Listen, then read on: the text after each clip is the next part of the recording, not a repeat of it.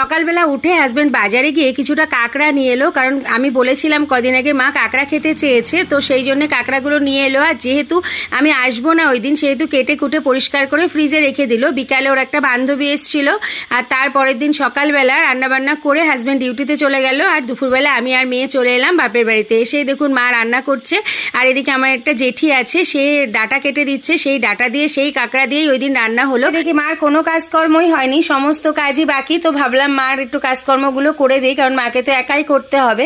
আর এটা ছিল কালকের ভিডিও, ওই ঝড় আসার দিন। তো যাই হোক, আমি সমস্ত কাজকর্ম করছি। তো বারবার হাওয়া আসছিল, সেই হাওয়ার মধ্যে দিয়ে ঘর ঝাড় দিচ্ছি, আবার ঘরে উড়ে চলে আসছিল। তারপরে বেসিনে কিছু বাসন ছিল, সেগুলো ভাবলাম মেজে নিই। গ্যাস ট্যাসগুলো সমস্ত কিছু মুছে তারপরে ঘর মোছার পালা। ঘর দোরগুলো সব আমি মুছে নিলাম এভাবেই পরিষ্কার করে, তারপরে আবার স্নান করে নিয়েছিলাম। তো এইভাবেই দুপুরটা কেটে গেল। তারপরে ঝড়ের দিনটা কিভাবে কাটালাম সেটা শেয়ার করব পরবর্তী শর্টসে। টাটা।